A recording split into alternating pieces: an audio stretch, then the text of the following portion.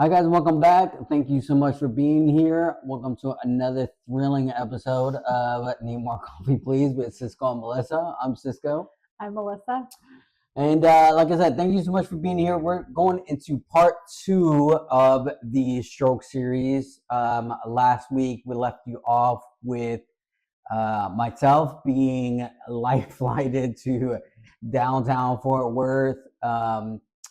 To a hospital there, and then we're going to talk about the various adventures that we had there as well.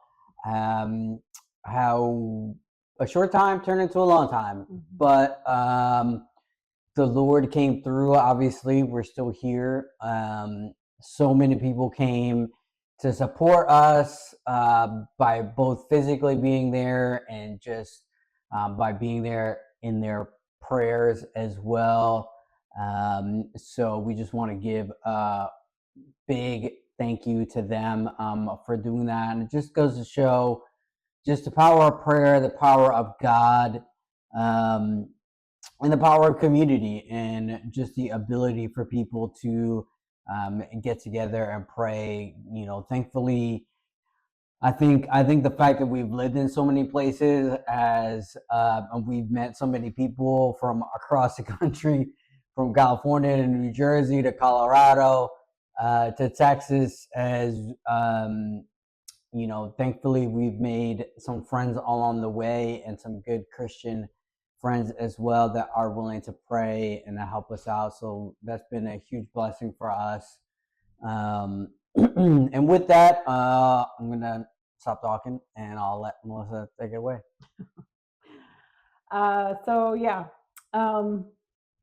Like you said, we ended last week with him being life flighted to downtown Fort Worth, where they told us, you know, when we first got there that it would probably be, 3, maybe 5 days.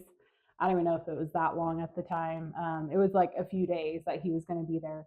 And that turned into 30 days in the ICU. So what happened was, he was doing really well when we first got him to the ICU. He, his vision was definitely bothering him by that time, but he hadn't really made that connection that it was his vision, I don't think.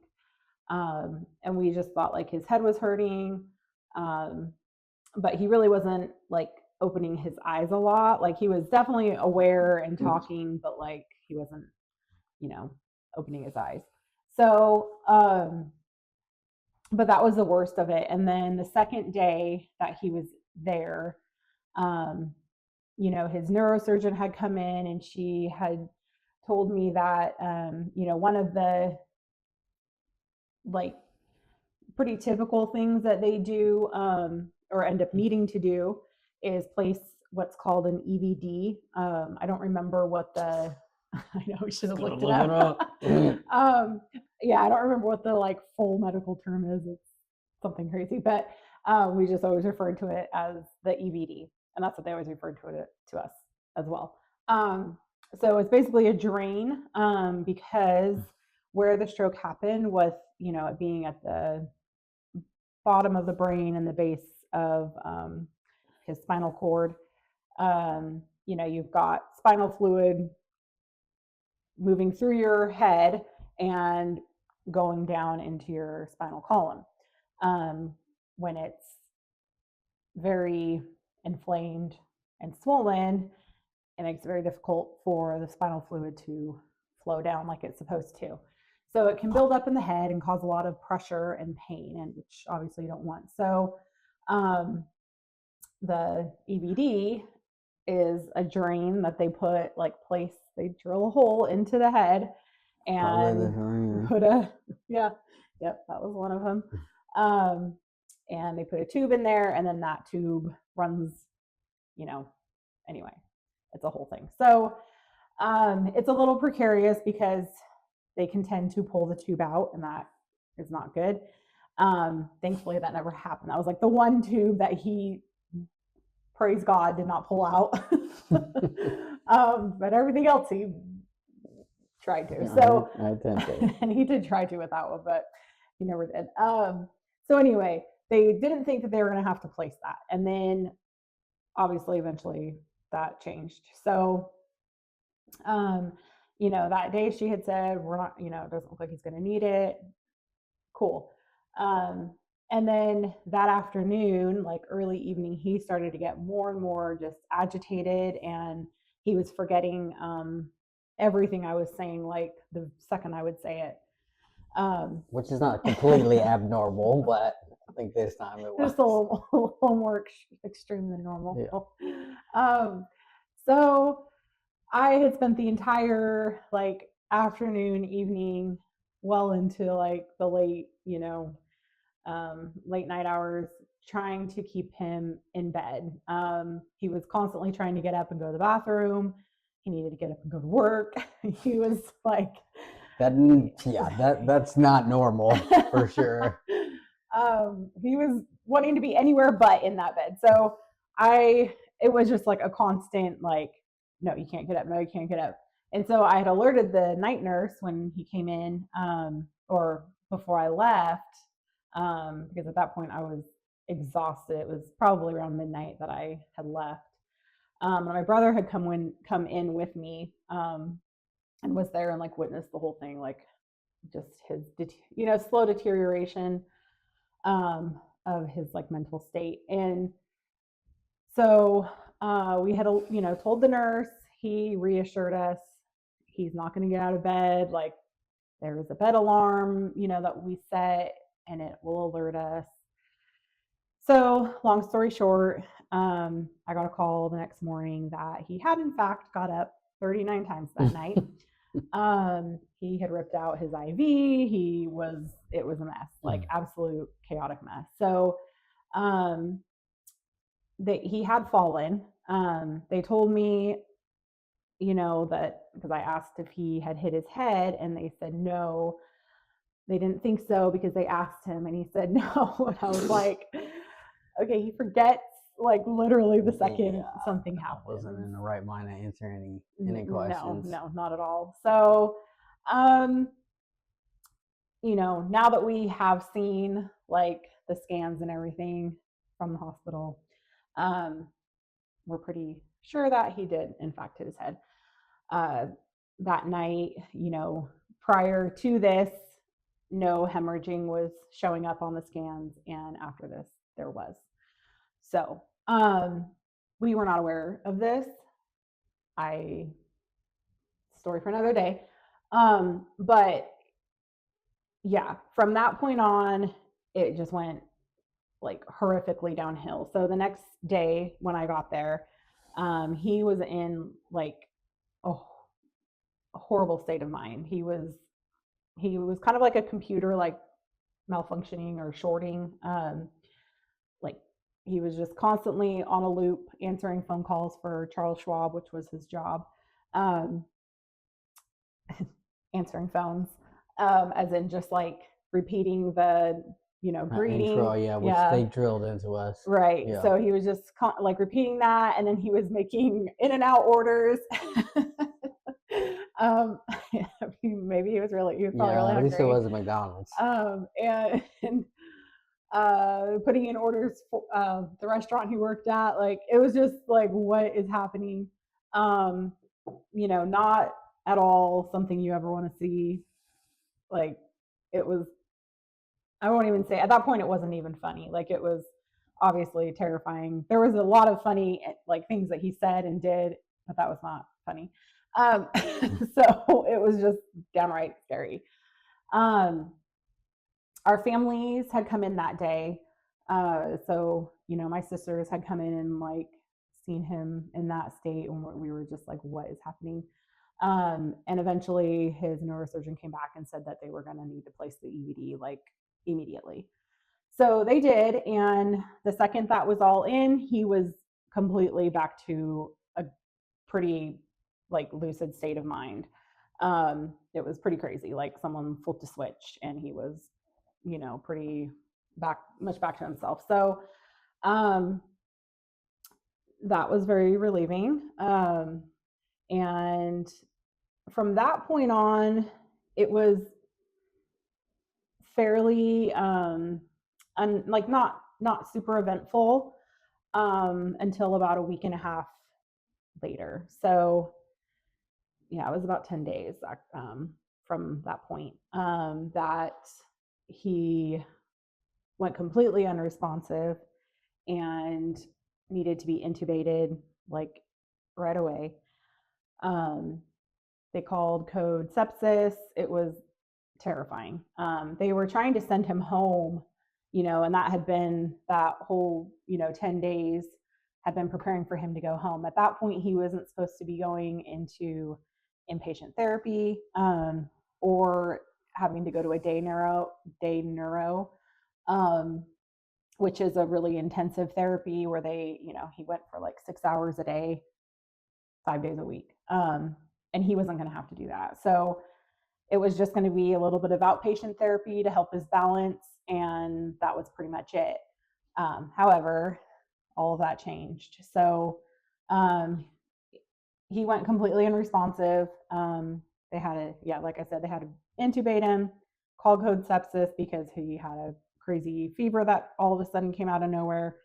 And then they had to do an emergency craniotomy that following morning. So Yeah, that's all where, these lovely scars because it was in a gang fight. It was the surgeon's hands, and then this one on my eyebrow randomly must have sneezed while they were cutting me open and slipped. Yeah, but came out with some souvenirs. So, yeah. We had people from our church come and pray with us.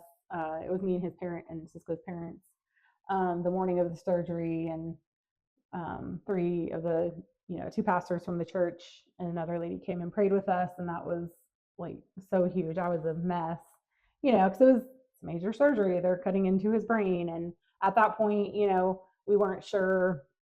He had extensive swelling and pressure on his head. He was in so much pain the days leading up to it. It just got worse and worse. They weren't even able to control it with morphine. Like, it would barely take the edge off.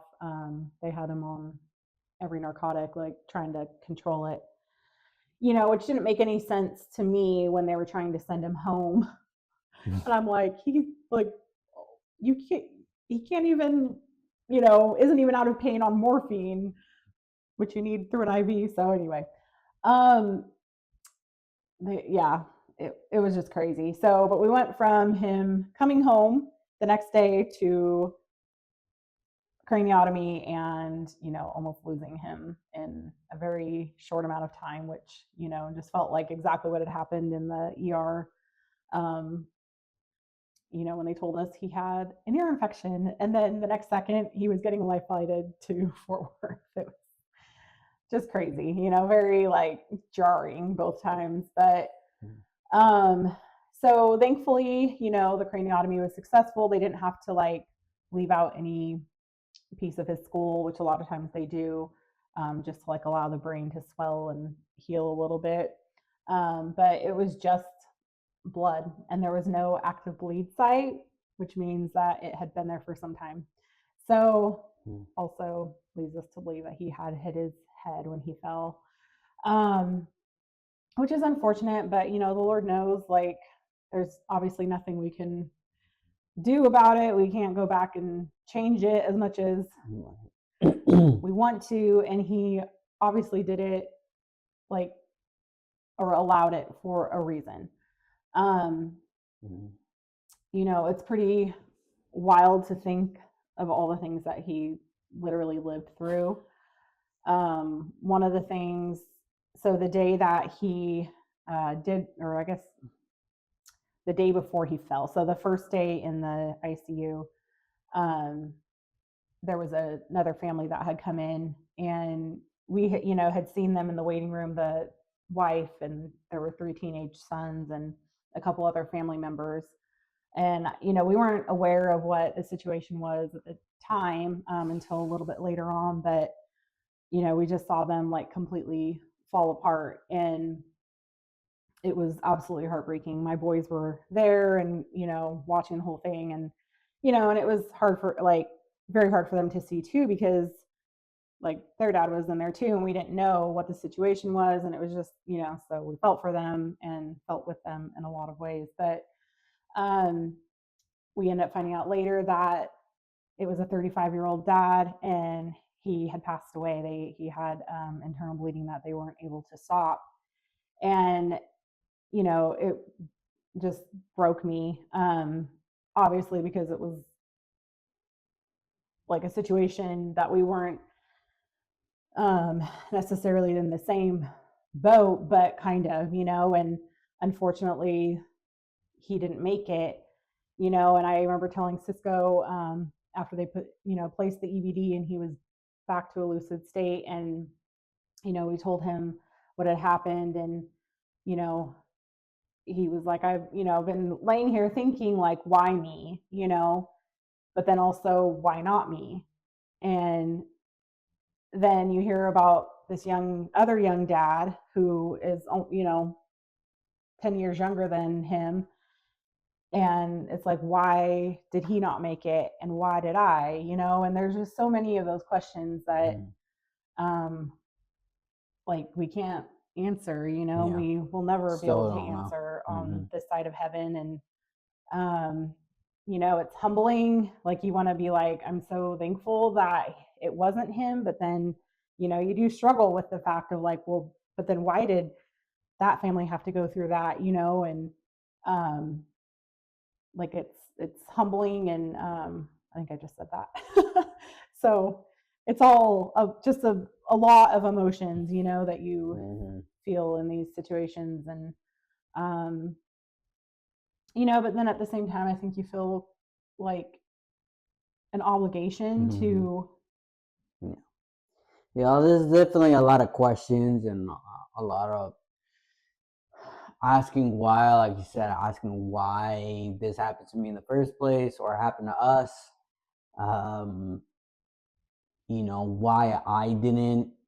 Why God didn't choose me to pass away and he chose that other dad. And, with that does leave a sense of obligation or responsibility, to not take for granted the days that I do have, and to take advantage of them, and, to, use them wisely and to spend them with Melissa and the kids, and the rest of my family and friends, and to, to really look at the Lord and hear from him on what he wants to do. Obviously, he has me here for a reason. That was always the case, but now I think it hit especially hard, hearing that. And keep in mind, even though I was lucid and I was aware of these things happen, I don't remember any of it. Looking back, it's just like nothing happened. So it's really weird not. And that was a craniotomy, because I think he would have remembered had he not, but that's another traumatic brain injury, right, having to get a surgery like that. So it essentially wiped his mind. Yeah.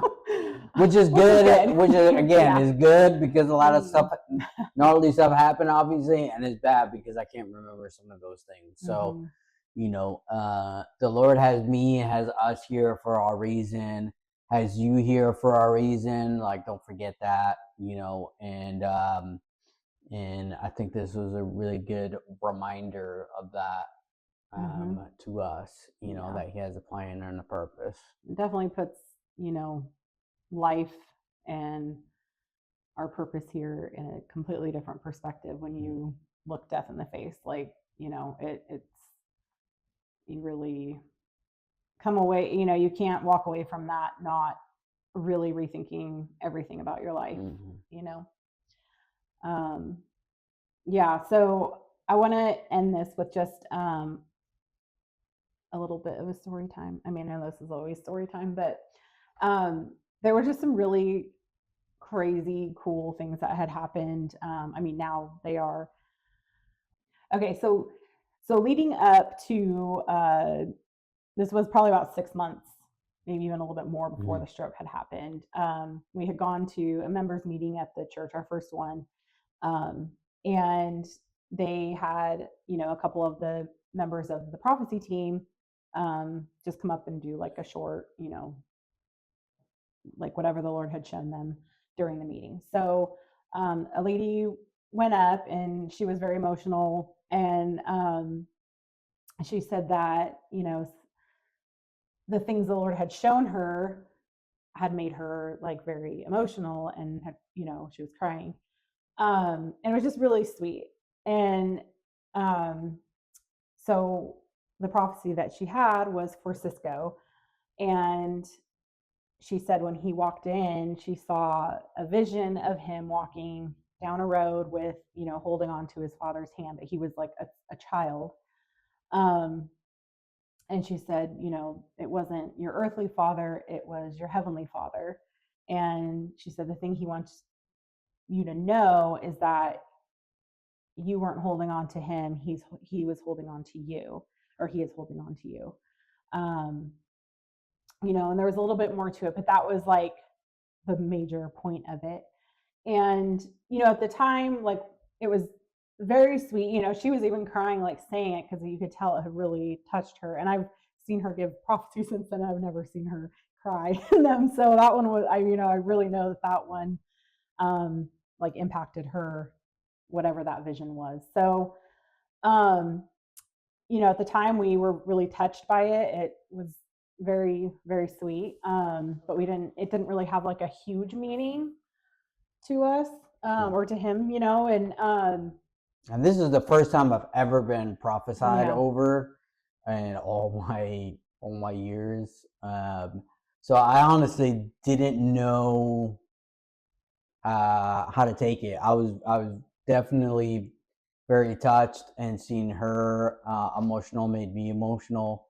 But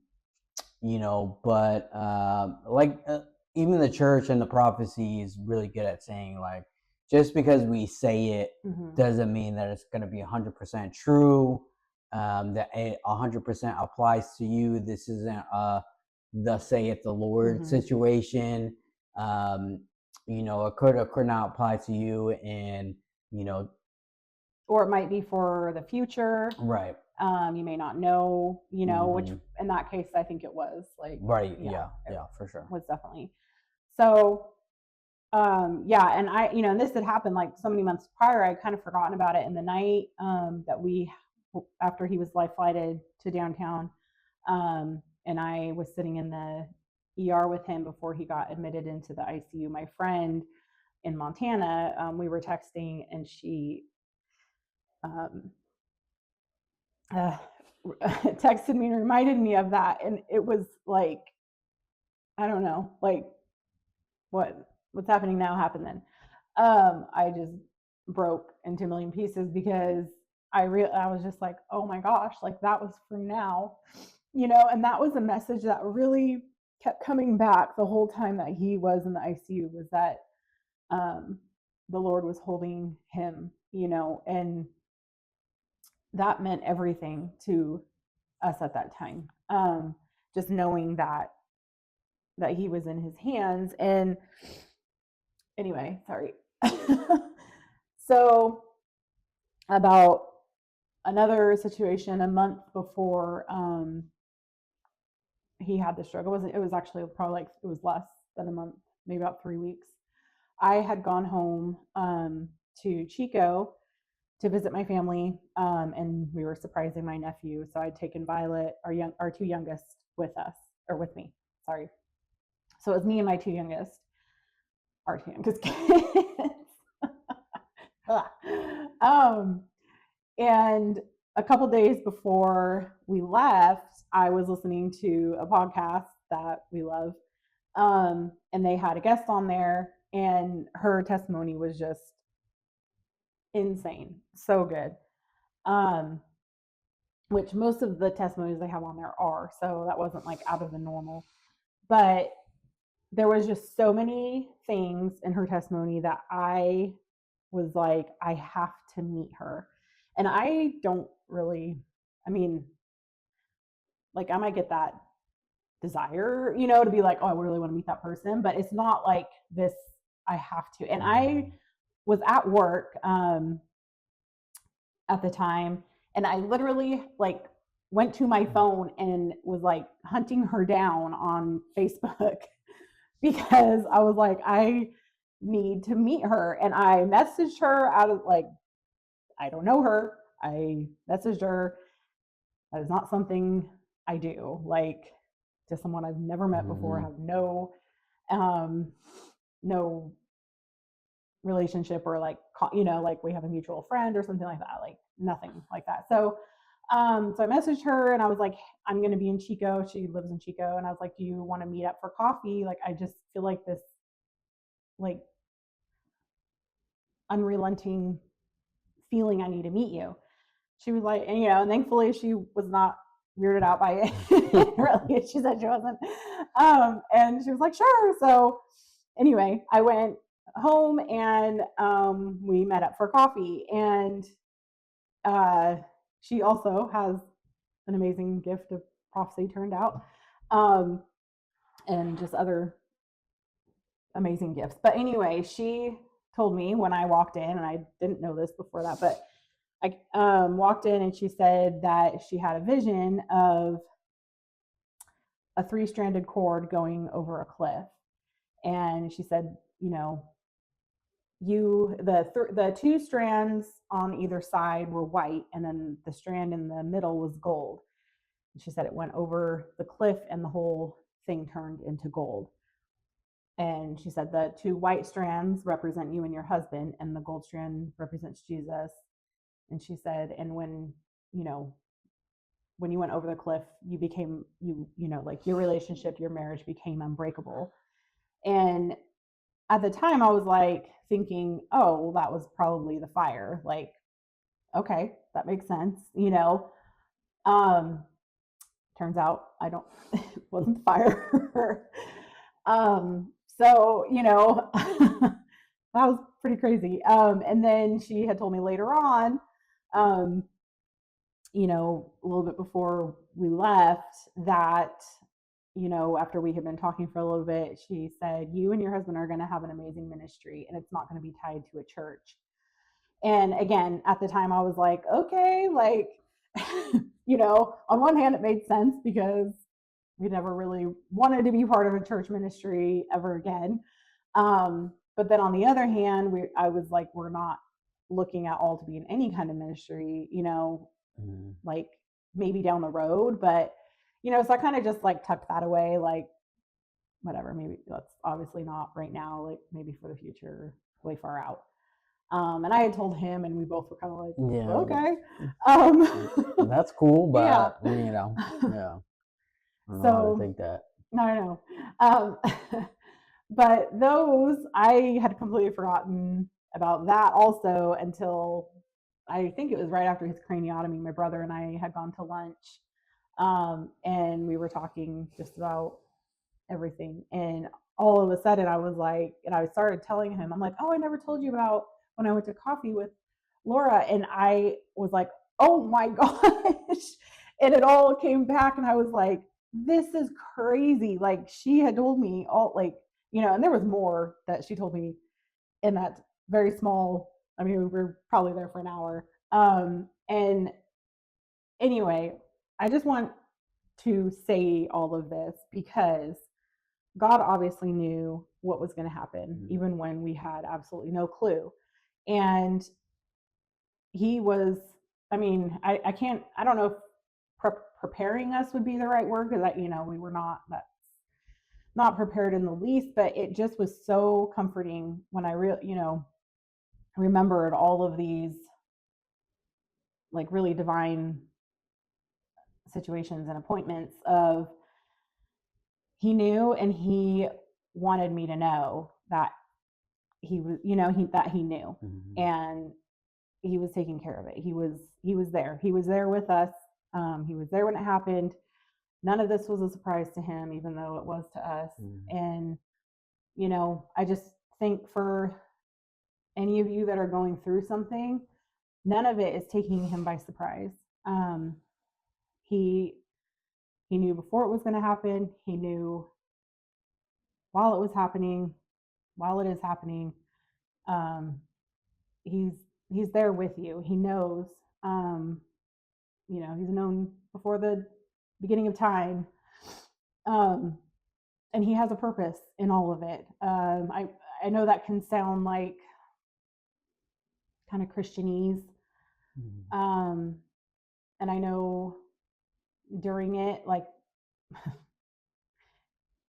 that hurts and can feel almost like unkind that he is using something so painful and so hard for a purpose. But, being on the other side of it now, I cannot say enough that there is always a purpose to our pain. It's not for nothing that he puts us through things. And I hope that is comforting and not more hurtful. Yeah, for sure. It's a lot of Christian sayings, unfortunately, sound very greeting card like, and very trite, and people just say things just to say things when they see somebody going through a hard time, and sometimes we just don't know what to say. I think I know Melissa's been through the same situation. Like, you hear about somebody going through a trial or a really rough time, and you kind of just spot out a Bible verse or a phrase or a saying that you've heard, not only to try to make them feel better, but just to try to make you feel better too, and at least you feel like you've said something, because sometimes you just don't know what to say, and sometimes you just need to not say. Yeah, sometimes you just need to, like I said, weep with those who weep and mourn with those who mourn, and just leave it at that. You always want to be kind, obviously, and loving. And sometimes all you can do is pray with them at the moment and for them. But we've been there, and it doesn't mean that we're gonna stop being there. We're gonna go through stuff, as time goes on, as life goes on, and we just want to, make sure that when you hear about people going through stuff, that you just love them, and that you're loving towards them, and that you pray not just for them but with them, on the spot. I think that's very important. Because anybody could say, "Oh, I'll pray for you," and just walk off and not. And sometimes you just forget. It's not, you're not doing it maliciously or on purpose. It just, life gets in the way and you just forget things. I 100% get that. But it's important to be there for them. And we've had so many people be there, especially for Melissa, because again, I was out of it. I don't remember, and she really bared the brunt of a lot of that stuff, especially those first month and a half, 2 months, and there were so many people there, friends and family, strangers, that were there for us, that prayed for Melissa, that gave her kind words, that gave her encouragement. And that's like such a blessing. I think that's, that can be overlooked, and that's one of the reasons that we're here, is to give back. We've been given so much, we've been blessed so much, not just by the Lord, but by his people as well. And we just want this to be a place where people can come and pray for one another and with one another, and know that we'll be praying for you. Exactly. Yeah, for sure. So, I know that there are people that are going through things, going through struggles and through trials and hard times, and just know, like, the Lord is with you. Like, I shouldn't be here right now. Melissa you know, if I wasn't here, Melissa probably wouldn't be here No. either. You I know, would not be on YouTube. yeah, Lord knows what would have happened, but we are here, and you know, like I said before, like been given this chance, this opportunity to be here, and we don't want to squander it. We don't want to, you know, Just make forget it like about it. a little passion project to tell our Right? story. Yeah. Like, It's not about us no. at the end of the day. It's just about how good Mhm. the Lord has been over this last year. You know how much He's come through, how much we can look back not only at the pain and at the really hard times that we've been through, but there's been so much joy Mhm. and so many just surprises that the Yeah. Lord has come through in so many different ways that we just were not expecting. Mhm. This whole year has been unexpected. We Yeah. just didn't see it coming at all in so many different ways. The good, yeah, the good and the bad. The good and the Mhm. bad. Yeah. Yeah. And, you know, I think we can honestly say after a year out, for the most part, our life has been so much better Mhm. than it was before we started, before Yeah. this whole thing started. You know, and Especially in the last couple months. yeah, You for know, sure. like, I don't know. I feel like we're kind of in the middle, like the middle, you know, Mm. for a while there of, okay, he's gonna, you know, he's gonna be okay. He's like, he's improving, but it kind of took like a little stagnant role, I guess. And then all of a sudden it was just like, boom, like Mhm. clouds parted, and Mhm. I don't know. Even just the way I feel like I've improved and Mhm. recovered, just even the last couple months Yeah. has been insane. Yeah, because it takes like it definitely slows. You know, there was so Mhm. much improvement in the beginning, and it slowed down a little bit. And then September they were like That's pretty it. much peaked. You Yeah. know, I wouldn't really expect too much more. Like he'll still have some progress, but not like significant. And they were wrong Yeah. because Yeah. this past month Thankfully, or yeah. two, it Yeah. has been I'm significant. not 100% yet, but Mhm. yeah, I don't know if I ever get there, to be honest. That's up to the Lord.